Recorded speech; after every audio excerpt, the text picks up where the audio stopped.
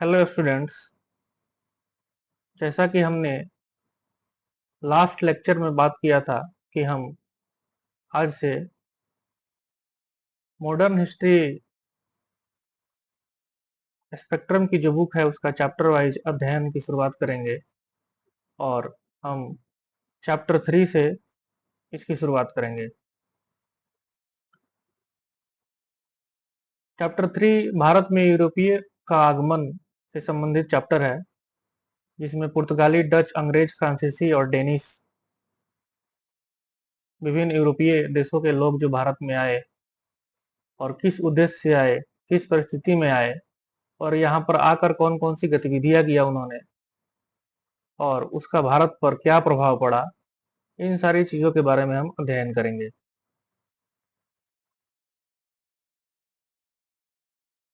Chapter की line by line पढ़ने के पहले हम कुछ टर्म्स के बारे में जानेंगे जो विभिन्न देशों की स्थिति के आधार पर दिए जाते हैं, जैसे पूर्वी देश, पश्चिमी देश, दक्षिण पूर्वी एशियाई देश, दक्षिणी देश, पश्चिमी देश,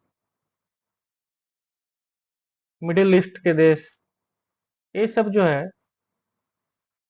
डिफरेंट डिफरेंट जो कंट्रीज हैं उनका नाम दिया गया है और यह नामकरण जो है वो विश्व के मानचित्र पर उनकी स्थिति क्या है, ग्लोबली वो कैसे पोजीशन है वर्ल्ड मैप पे, इसके बेसिस पर इन देशों का नामकरण किया गया है। तो इन चैप्टरों में या आने वाले चैप्टरों में हमें पश्चिमी देश, पूर्वी देश, दक्षिण पूर्वी एशियाई देश, मिडिल ईस्ट देश, ये सारे टर्मिनोलॉजी मिलेंगी। तो हम समझेंगे कि पूर्वी देश किन किन देशों को कहा जाता है, पश्चिमी देश में कौन से देश आते हैं, मिडिल ईस्ट में कौन से देश आते हैं, दक्षिण पूर्वी एशियाई देश में कौन से देश आते हैं। आप सभी स्क्रीन पर देख पा रहे होंगे वर्ल्ड मैप है। यहाँ पर अगर देखेंगे तो ये वाला जो पोर्शन है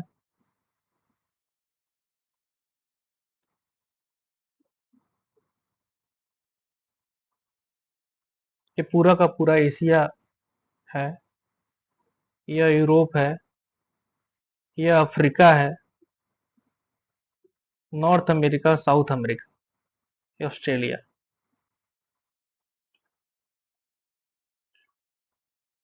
तो सबसे पहले हम बात करते हैं पश्चिमी देश।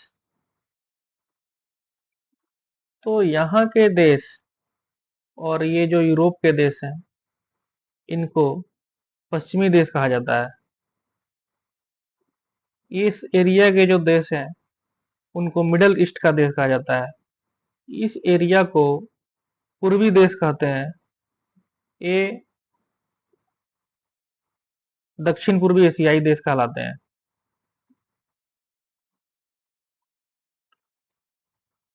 तो आपको अभी लगभग लगभग पोजीशन क्लियर हो गया होगा कि ये पश्चिमी देश है, ये पूर्वी देश है, ये मिडिल ईस्ट है,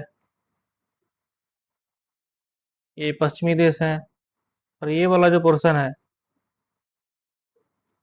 साउथ ईस्ट एशिया के देश है। अभी हमने जिन देशों की चर्चा की, पश्चिमी देश, पूर्वी देश, मिडिल ईस्ट, दक्षिण पूर्वी एशियाई क्षेत्र, उसमें हमने देखा कि पश्चिमी देश में मुख्य रूप से यूरोप और उत्तर अमेरिका के देश आ रहे थे। पूर्वी देश के अंतर्गत जो है एशिया के सुदूर पूर्व में स्थित देश हैं।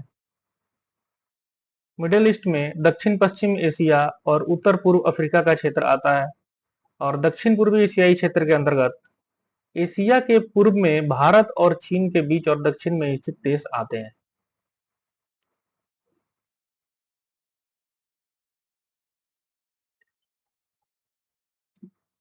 चैप्टर की तरफ बढ़ने से पहले हम थोड़ा सा इसका बैकग्राउंड देखते हैं कि भारत में यूरोपियों के आगमन के लिए कौन कौन सी परिस्थितियां बनी जिससे यूरोपीय जो हैं भारत की तरफ अपना रुख किए। वैसे देखा जाए तो भारत का जो है विश्व के अन्य देशों के साथ प्राचीन काल से ही व्यापारिक संबंध रहा है। चाहे हम प्राचीन काल में मेसोपोटामिया या फारस के देश की बात करें या चाइना और भारत के बीच की व्यापार की बात करें, प्राचीन काल से ही भारत का व्यापारिक संबंध विश्व के अन्य देशों के साथ रहा है और इसके हमें प्रूफ भी मिले हैं। प्राचीन काल में लोथल एक बंदरगाह हुआ करता था, जिससे मेसोपोटामिया और जो पश्चिम के देश थे उनके साथ व्यापार हुआ करता था। उसी तरह पूरब में कोरोमंडल तट और बंगाल के आसपास के तटीय क्षेत्रों से चीन के साथ व्यापार हुआ करता था। पहले पूर्वी देशों का पश्चिमी देशों के साथ व्यापार स्थल मार्ग और जल मार्ग दोनों से हुआ करता था। स्थल मार्ग की अगर हम बात करें तो भारत से, चूंकि पाकिस्तान अफगानिस्तान भारत की सीमा में ही थे, तो भारत से ईरान इराक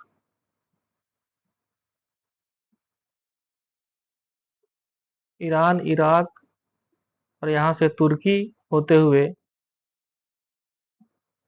एक काला सागर है,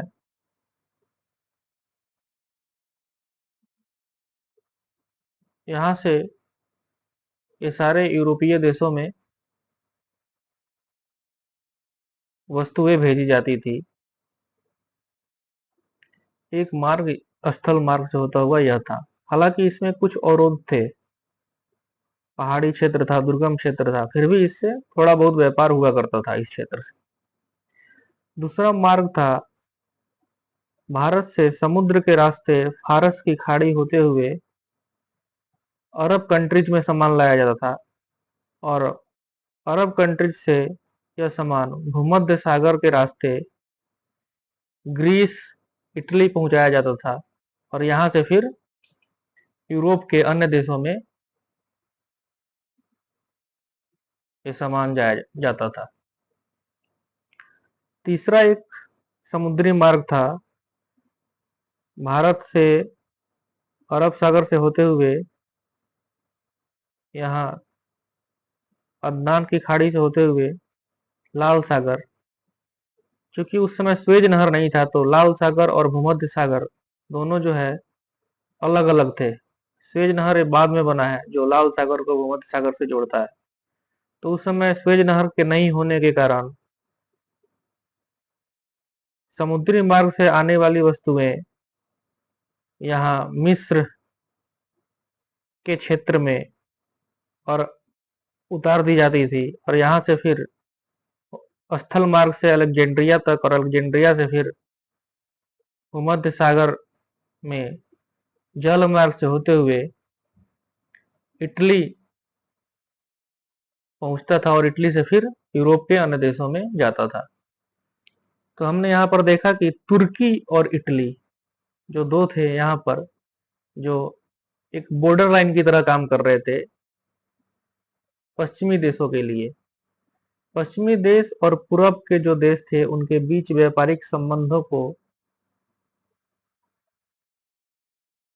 स्थापित करने में इटली और तुर्की ये दो महत्वपूर्ण भूमिका निभा रहे थे।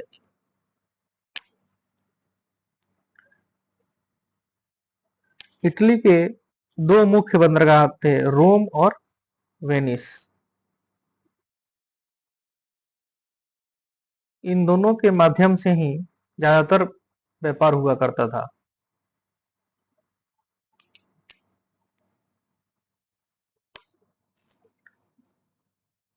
अभी हम थोड़ा सा रोमन एम्पायर की तरफ बढ़ते हैं, थोड़ा बैकग्राउंड समझते हैं। रोमन साम्राज्य जो था यह विश्व का बहुत बड़ा साम्राज्य था। इसकी स्थापना 27 बीसी में हुई थी।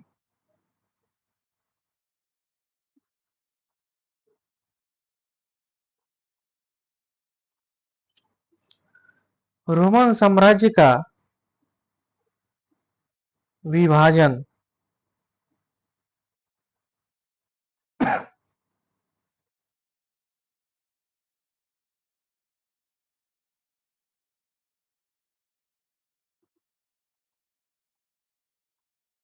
दो बार हुआ। पहला बार 285 से 286 ईस्वी में,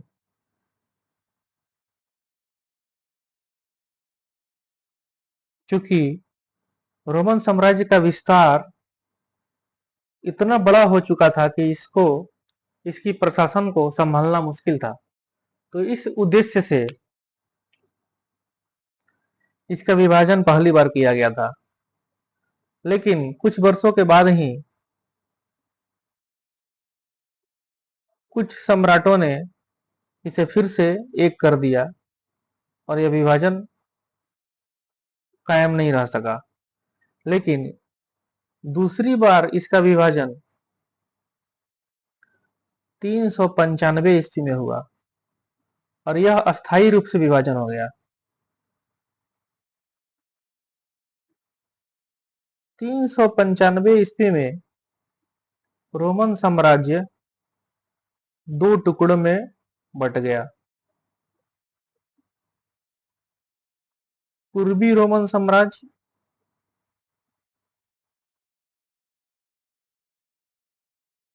और पश्चिमी रोमन साम्राज्य।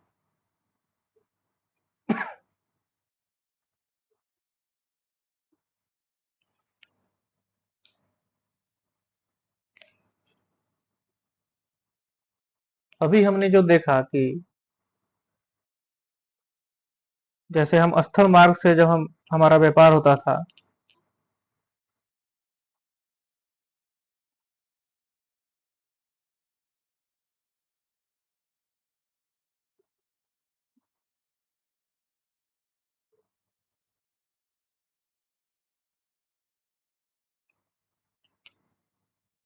ये हो गया हमारा भारत,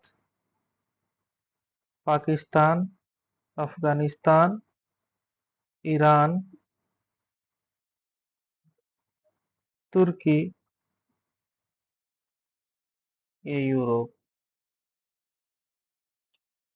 ये हो गया इटली, यूरोप के सारे कंट्री। तो यहाँ से जब व्यापार होता था, तो ये वाला जो क्षेत्र है यूरोप का, जो पूर्वी यूरोप का जो क्षेत्र था, यह पूर्वी रोमन साम्राज्य के अंतर्गत आ गया।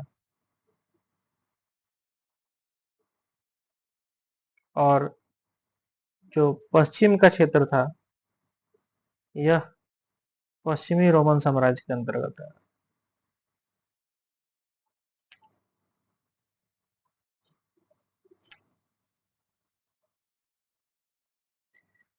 पश्चिमी रोमन साम्राज्य जो है, यह लगातार कमजोर होता गया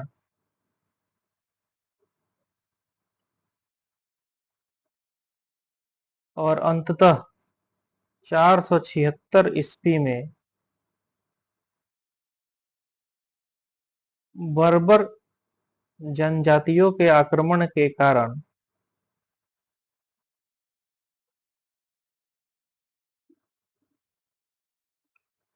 पूरी तरह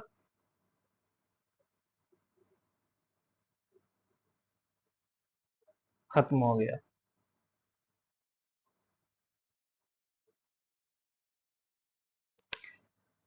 पूर्वी रोमन साम्राज्य को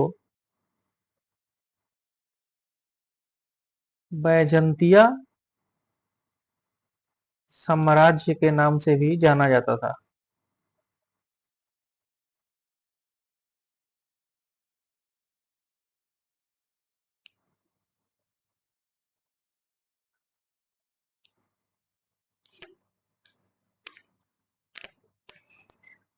1453 ईस्वी में एक महत्वपूर्ण घटना हुई। इस समय तुर्की में उस्मानिया साम्राज्य का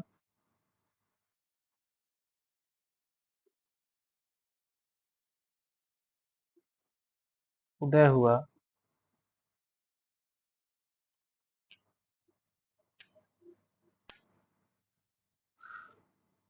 चौदह 1453 में इस उस्मानिया साम्राज्य ने पूर्वी रोमन साम्राज्य को पराजित कर दिया।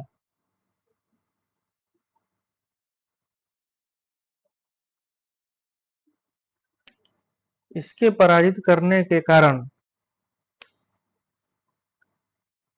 इन सारे हिस्सों पर उस्मानिया साम्राज्य का आधिपत्य हो गया। तो अब जो यह मार्ग से जो यूरोप के साथ व्यापार होता था उसमें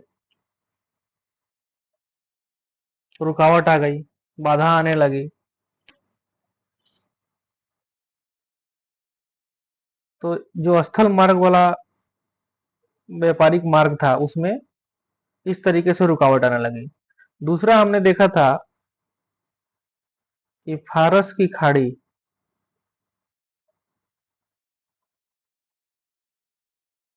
और लाल सागर का रास्ता, इससे पूर्वी देश से अरब सागर होते हुए सामान फारस की खाड़ी के रास्ते अरब देश में पहुंचता था और अरब देश से भूमध्य सागर होते हुए इटली, ग्रीस के माध्यम से यूरोप के अन्य देशों तक पहुंचता था। दूसरा जो रास्ता था हमारा उसमें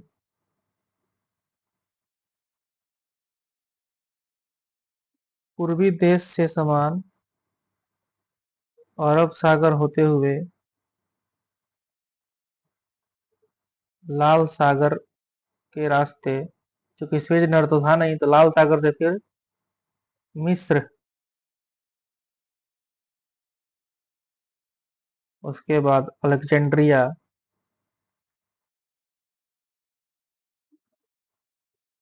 फिर यहाँ से भूमध्य सागर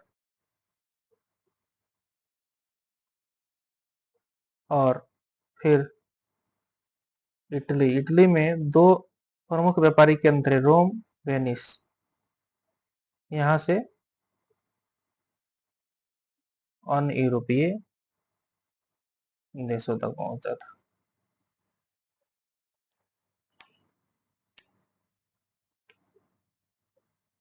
1453 ईस्वी में जब स्थल मार्ग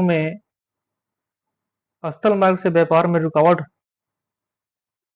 उत्पन्न हुई, उसके पहले ही लगभग 700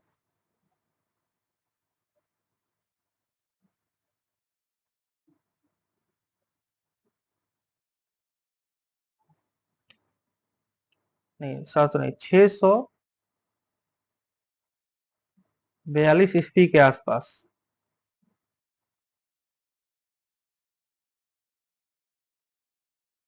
अरब ने मिस्र पर कब्जा कर लिया। तो अब पूर्वी देश और यूरोपीय देश के बीच जो व्यापार मिस्र से होता था उस पर पूरा का पूरा यहाँ भी अरब आ गया, और यहाँ तो अरब था ही, और जो स्थल मार्ग वाला रास्ता था उसमें उस्मानिया साम्राज्य के द्वारा रुकावट उत्पन्न हुई थी। तो कुल मिलाकर देखा जाए तो अरब के देशों का बोलबाला हो गया और इनका वर्चस्व हो गया। तो ये सारे जो सिचुएशंस थे, इसके चलते यूरोप के जो पश्चिमी किनारे के देश थे, जैसे स्पेन, पुर्तगाल, फ्रांस, ब्रिटेन, ये सब देश नए वैकल्पिक मार्ग की तलाश करने की सोचने लगे, ताकि वह पूरब के देशों के साथ बिना किसी रुकावट के, बिना ज्यादा कर दिए हुए, कम से कम खर्चे में व्यापार कर सकें। तो यहीं से यूरोपियों के द्वारा भारत में व्यापार हेतु समुद्री मार्ग के खोज की शुरुआत हुई। अब एक बार हम सारी चीजों को समराइज करते हैं जो अभी तक हमने समझा। अभी सबसे पहले हमने विभिन्न क्षेत्रों के बारे में देखा, पश्चिमी देश, पूर्वी देश, मिडल ईस्ट और दक्षिण पूर्व एशिया क्षेत्रों में कौन कौन से देश आते हैं और इनकी स्थिति मानचित्र पर कहाँ कहाँ है। पश्चिमी देश में मुख्य रूप से यूरोप और उत्तर अमेरिका के देश आते हैं। पूर्वी देशों में एशिया के सुदूर पूर्व में स्थित देश आते हैं। मिडिल ईस्ट में दक्षिण पश्चिम एशिया और उत्तर पूर्व अफ्रीका का क्षेत्र आता है। और दक्षिण पूर्व एशियाई क्षेत्र में एशिया के पूर्व में भारत और चीन के बीच और दक्षिण में स्थित देश आते हैं। इसके बाद हमने देखा कि जो व्यापार था वह तीन रास्तों से होता था।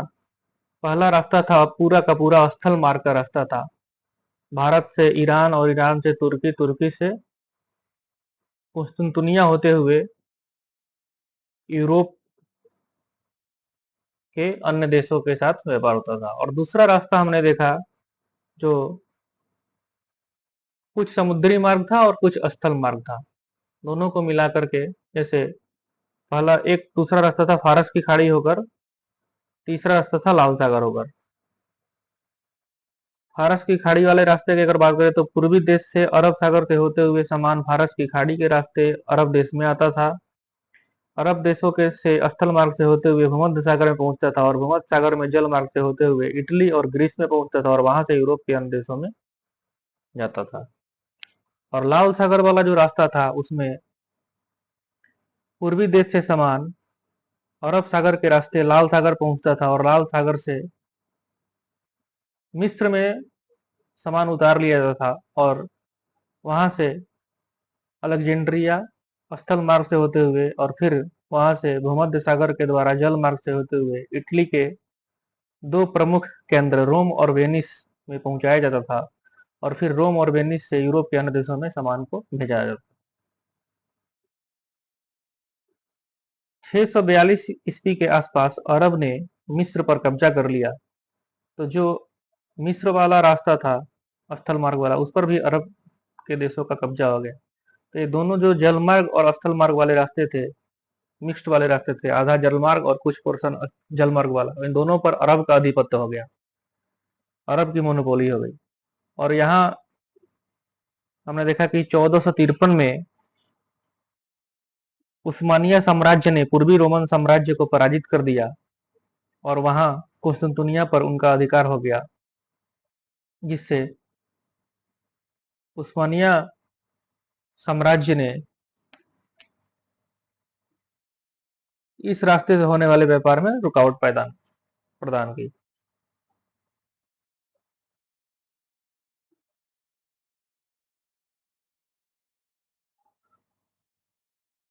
अब हम अपने बुक की शुरुआत करते हैं। भारत में यूरोपियों का आगमन। यूरोप में 15वीं शताब्दी से लेकर 19वीं शताब्दी के मध्य तक आशातीत आर्थिक रूपांतरण हुआ। इस 15वीं शताब्दी से लेकर के 19वीं शताब्दी के बीच यूरोप में आर्थिक बदलाव हुए जो उम्मीद से परे थे। इस कालावधि के दौरान कृषि एवं विशेष रूप से विनिर्माण में अपनाई गई प्रौद्योगिकी के आधार पर व्यापार एवं बाजारों में विस्मयकारी एवं तीव्र वृद्धि हुई। एग्रीकल्चर सेक्टर और मैन्युफैक्चरिंग सेक्टर में जो नई प्रौद्योगिकी, नई टेक्नोलॉजी जो आई थी, उसके आधार पर इस दौरान में व्यापार एवं बाजारों में बहुत तेजी से विस्मयकारी वृद्धि हुई। पूंजीवाद सामंती अर्थव्यवस्था एवं समाज को प्रतिस्थापित कर रहा था। जब हम इकोनॉमिक्स पढ़ेंगे तो हम देखेंगे कि पूंजीवादी अर्थव्यवस्था क्या है, सामंतवादी अर्थव्यवस्था क्या है, समाजवादी अर्थव्यवस्था क्या है।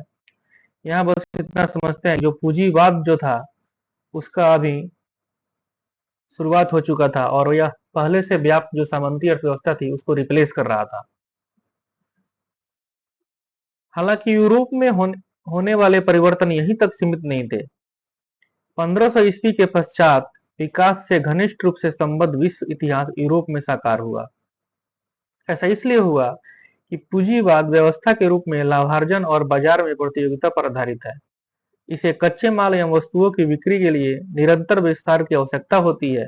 इस प्रकार इसका विस्तार विश्वव्यापी था, जो अन्य प्रकार की अर्थव्यवस्थाओं, समाजों और संस्कृतियों को निगल रहा था। पूंजीवादी व्यवस्था जो है वह ज्यादा से ज्यादा लाभ अर्जित करने पर केंद्रित होती है और ज्यादा से ज्यादा लाभ अर्जित करने के लिए उसको हमेशा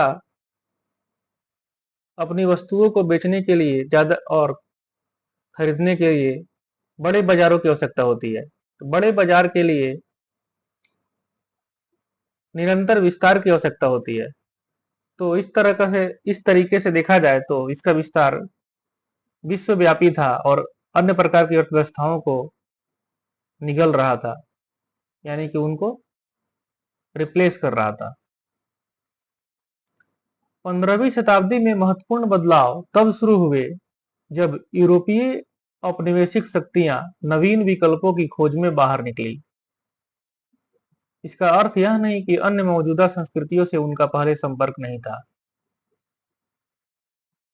भारत के ग्रीक और रोम के साथ क्रिश्चियन युग शुरू होने से पूर्व और पश्चात से ही व्यापारिक संबंध थे। जैसा कि हमने अभी देखा था कि प्राचीन काल से ही भारत का विश्व के अन्य देशों के साथ व्यापारिक संबंध था। प्राचीन काल में भी था, मध्यकाल में भी था।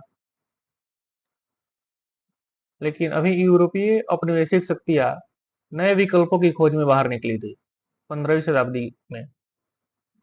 ऐसा इसलिए हुआ था कि 1453 में जो उस्मानिया साम्राज्य के द्वारा पूर्वी रोमन साम्राज्य को हरा करके उस पर अधिकार कर लिया गया, तो व्यापार व्यापारिक मार्ग में रुकावट उत्पन्न हो गई, जिसकी वजह से सारा का सारा व्यापार अरब देश के थ्रू होने लगा। और चूंकि अरब की मोनोपोली हो गई तो वो अपने मनमाना कर लगाते थे।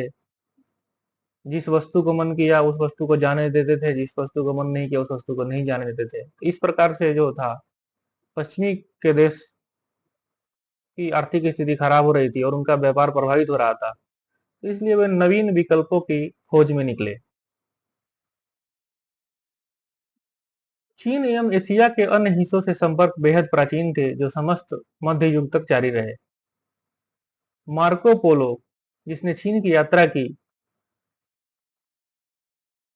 वह जब वापस गया यूरोप में तो वहां जाकर यहाँ के पूर्व की बेशुमार धन संपदा और समृद्धि की कहानियां सुनाई, जिससे यूरोपियों के मन में लालच जागा और वो सोचे कि हम भी चलते हैं पूर्व की देशों की तरफ और वहां चल करके हम भी वहां व्यापार करते हैं और अधिक से अधिक धन संपदा लेकर आते हैं। इटली ने लगभग 12वीं शताब्दी से यूरोप के साथ पूर्व के व्यापार पर एक अधिकार प्राप्त कर लिया। हमने जैसा देखा था मैप में कि भूमध्य सागर से पहले इटली में जाता था सामान, फिर इटली से यूरोप के अन्य देशों में जाता था, क्योंकि भूमध्य सागर से सटा हुआ क्षेत्र इटली का ही था। तो इटली का जो एक अधिकार कायम हो चुका था। अगर पहले से आ रहे रास्तों से व्यापार करनी है तो उस पर इटली, अरब, तुर्की, इन सब का कंट्रोल था, नियंत्रण था और ये मनमाने ढंग से कर वसूलते थे और अपना मनमाने ढंग से अपनी चलाते थे। जो वस्तुओं को भेजना है वो भेजते थे, जो नहीं भेजना है वो नहीं भेजते थे। इससे यूरोप के अन्य देश जो हैं, पश्चिमी यूरोप के देश जो थे, वो प्रभावित हो रहे थे।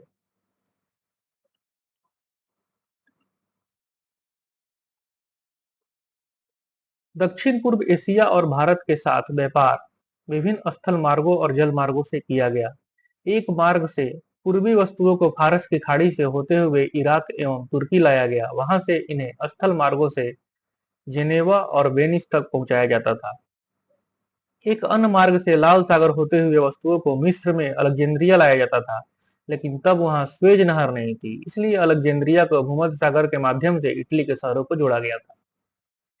ये सारी चीजों को हमने मैप पर देख चुके हैं और समझ भी चुके हैं कि कैसे ये प्रभावित हुआ ये इलाका और व्यापार कैसे होता था।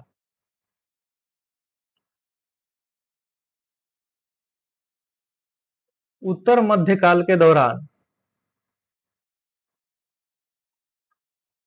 विशेषकर इटली में विश्वविद्यालय में पुनर्जागरण संबंधी विचारों का प्रस्फुटन हुआ और 16वीं शताब्दी के दौरान साहित्य और विभिन्न कलाओं में इसकी स्पष्ट अभिव्यक्ति हुई। इटली में जो पुनर्जागरण हो रहा था उसका भी प्रभाव पड़ा था वैकल्पिक मार्ग की खोजों के लिए। व्यापारियों, व्यवसायियों और बैंकरों के उदित हो रहे वर्ग से यूरोप के नवीन मध्य वर्ग का निर्माण हुआ। यह वर्ग पुनर्जागरण और सुधार आंदोलनों से बेहद प्रभावित हुआ। पुनर्जागरण के उद्गम स्थल इटली में व्यापारी 11वीं-12वीं शताब्दी से ही यूरोपीय देशों को कलात्मक एवं विलासिता की वस्तुओं की आपूर्ति कर रहे थे, जिससे वे बेहद संपन्न थे। इस प्रकार पूर्वी देशों के साथ इटली का व्यापार में वर्चस्व था और यूरोपीय देशों का को सामान की बड़ी आपूर्ति इटली द्वारा ही की जाती थी। यूरोप के कई देश व्यापार के क्षेत्र में इटली के एकाधिकार को तोड़ना चाहते थे। 15वीं शताब्दी से ही अटलांटिक तट पर बसे देश अफ्रीका होकर पूरब की ओर जाने का वैकल्पिक मार्ग खोज रहे थे। उल्लेखनीय है कि 15वीं शताब्दी के उत्तरार्ध में विभिन्न केंद्रीयकृत राज्यों और शक्तिशाली नरेशों का अभ्युदय हुआ, जिन्होंने भौगोलिक खोजों को बढ़ावा दिया तथा साथ ही खोजियों को वित्तीय मदद भी मुहैया कराया। पुर्तगाल एवं स्पेन ऐसे देशों में प्रमुख हैं। 15वीं शताब्दी के उत्तरार्ध में पुर्तगाल और स्पेन जैसे देश जो थे वो भौगोलिक खोजों को बढ़ावा दे रहे थे और उनको जो खोज के लिए निकलते थे उनको वित्तीय सहायता भी प्रदान की जाती थी। साथ ही साथ 15वीं और 16वीं शताब्दी में प्रिंटिंग का काम शुरू हुआ, नक्शा बनाने का कार्य तेजी से विकसित हुआ और उस समय कंपास, दिक्सूचक यंत्र जिससे समुद्री रास्तों में दिशा का पता लगाया जा सकता था, और खगोलिकी के क्षेत्र में भी बहुत सारे खोज हुए। इन सभी वजह से यूरोपियों को सहायता मिली, मदद मिली, ताकि वे नवीन वैकल्पिक मार्ग की तरफ नवीन वैकल्पिक मार्गों की खोज के लिए अग्रसर हुए।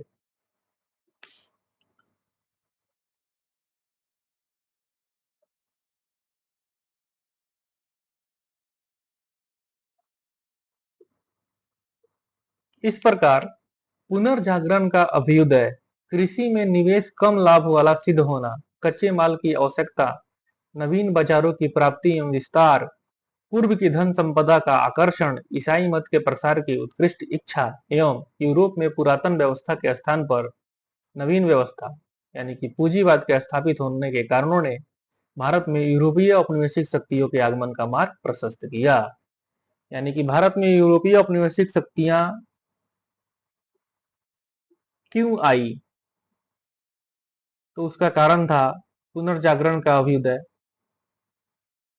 पूंजीवाद का उदय, ईसाई मत के प्रचार की उत्कृष्ट इच्छा। पूंजीवाद के उदय हो रहा था तो उसके लिए नवीन बाजारों की उपलब्धता एवं नवीन बाजारों के लिए विस्तार की आवश्यकता थी। साथ ही साथ पूर्व की धन संपदा का आकर्षण, जो चीनी यात्री मार्को पोलो गया था तो उसने जो यहाँ के पूर्व की बेशुमार धन संपदा के बारे में यूरोपीय लोगों को बताया था, तो उनके मन में इच्छा जागी थी कि हम भी पूर्व के देशों के साथ व्यापार करें और वहां से ज्यादा धन लेकर के आए। तो इन सारे कारणों से जो है भारत में यूरोपीय औपनिवेशिक शक्तियां आने के लिए अपना मन बनाई।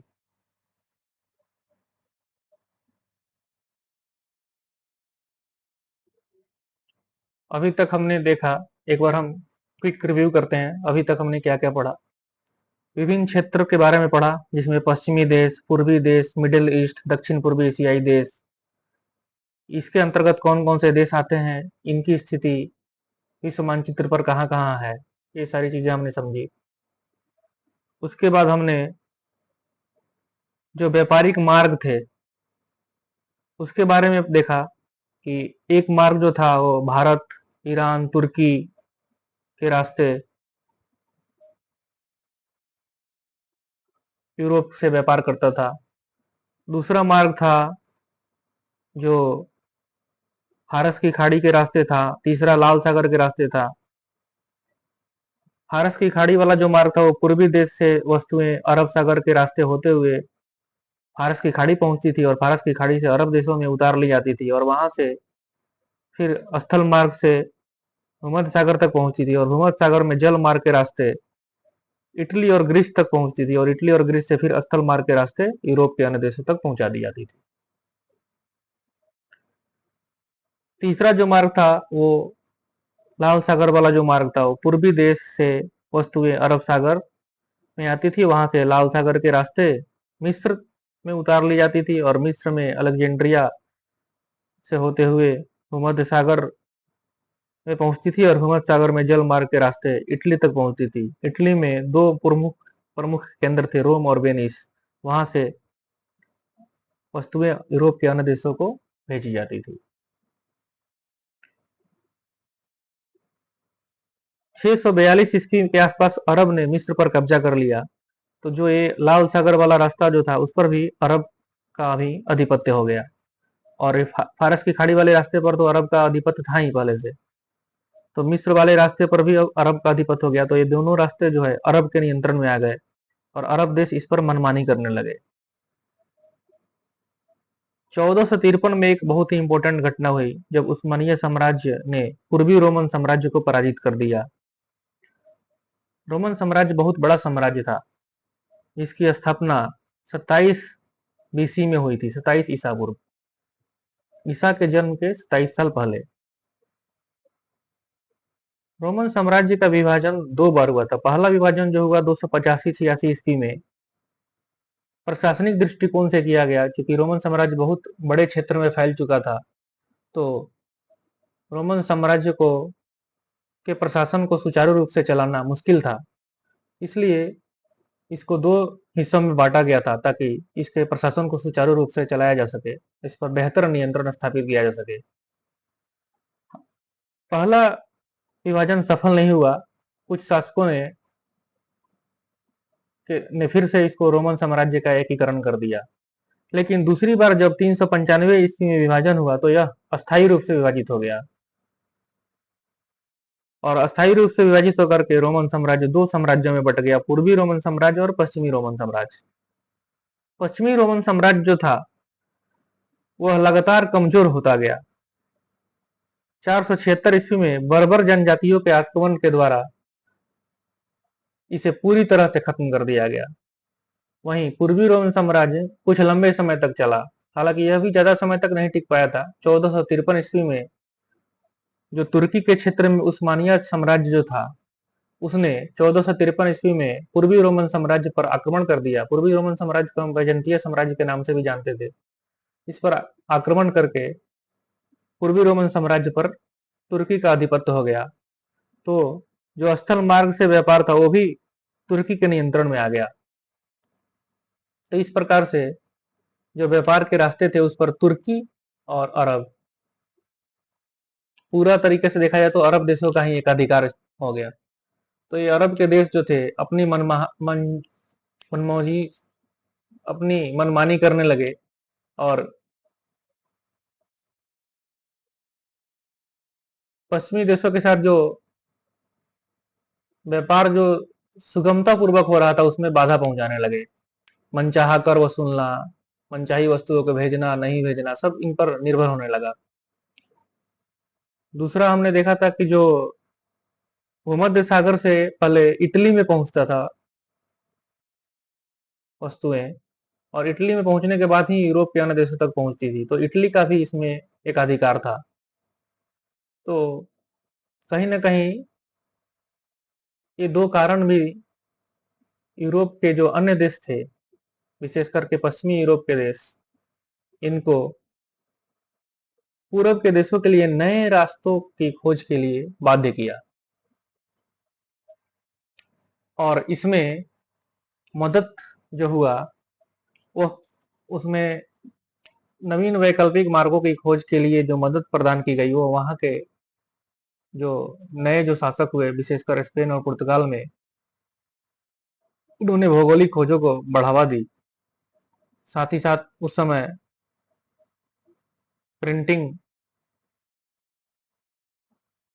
का आविष्कार हुआ था, साथ ही साथ कंपास का आविष्कार हुआ था, नक्शा वगैरह बनाने की शुरुआत हुई थी, और अन्य खगोलिकी प्रौद्योगिकी का विकास हुआ था। तो ये सारे चीजें ने एक पॉजिटिव इन्वायरमेंट तैयार किया ताकि नए रास्ते खोजे जा सके।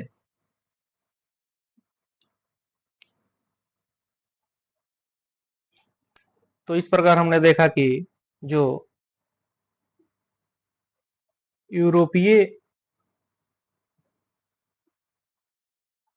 औपनिवेशिक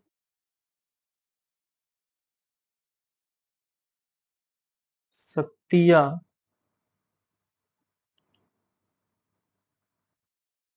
भारत तथा पूर्वी देशों में क्यों आई, तो एक तो पुनर्जागरण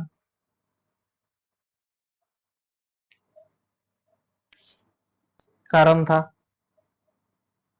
दूसरा कारण था पूंजीवाद का उदय, तीसरा कारण था पूर्व की बेशुमार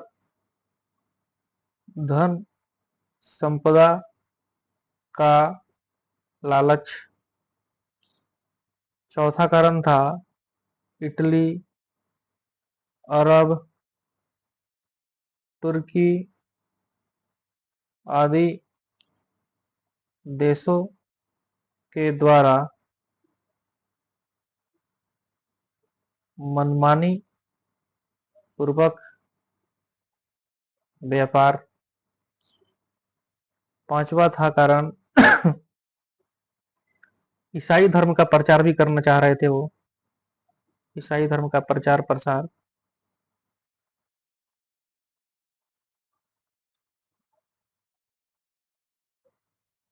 तो इन सारे कारणों से यूरोपीय औपनिवेशिक शक्तियां भारत तथा पूर्वी देशों के लिए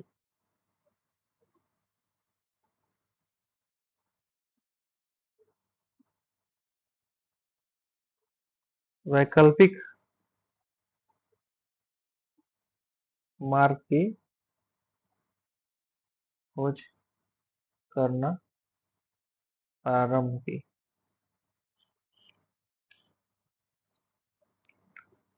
इसमें सहायता कैसे, वैकल्पिक मार्गों की खोज के लिए सहायता कैसे प्रदान हुई, तो इसमें प्रिंटिंग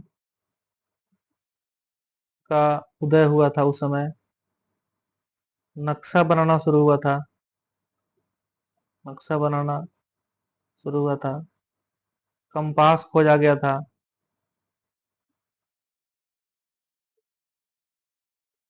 अन्य भौगोलिक खोज हुए थे,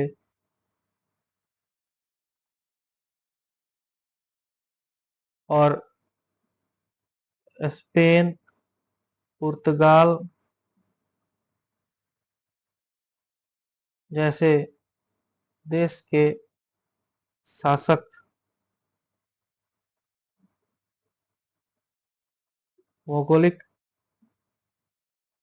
खोज को बढ़ावा दे रहे थे।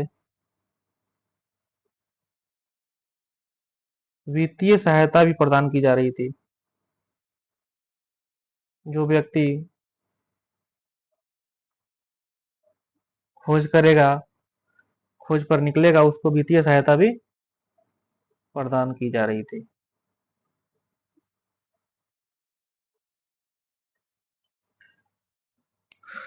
आज के लिए इतना ही। हम नेक्स्ट लेक्चर में हम पुर्तगाली के बारे में पढ़ेंगे। धन्यवाद।